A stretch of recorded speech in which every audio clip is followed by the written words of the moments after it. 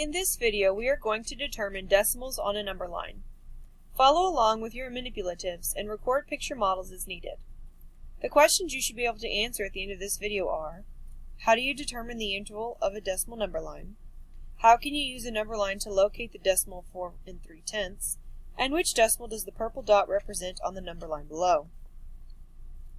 A number line can represent whole numbers, fractions, and decimals.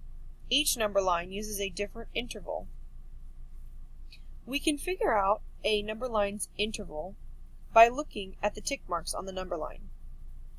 To find the interval of this number line, we're going to zoom in to the two orange dots on our number line. The first orange dot is at 4, and the second orange dot is at 4 1/10. Between these two numbers are 10 equal spaces. 1, 2, 3, 4, 5, 6, 7, 8, 9, and 10.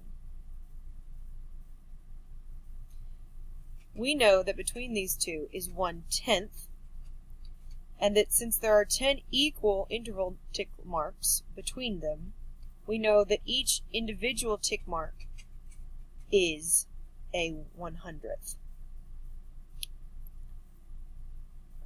Now our second question was, how can you use a number line to locate the decimal 4 3/10? We're going to zoom out to the original placement of our number line when we first started. Our second question was, how can you use a number line to locate the decimal 4 3/10? Now that we know that the interval is by hundredths, we can look at our number line, and it shows 4.3 directly right here. Now if we zoom in, we can see that 4.3 is between 4 29/100ths and 4 31/100ths. We zoom back out to see our original number line again. Our third question was, which decimal does the purple dot represent on the number line below?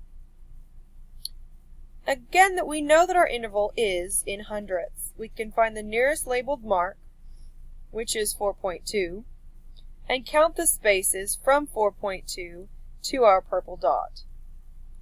It's a little difficult to see it at this angle, so if we zoom in again to see, we can see that there are 2 equal spaces between 4.2 and our purple dot, which means it is 4 20/100ths, 21/100ths, 22/100ths. So we know that our purple dot is 4 22/100ths.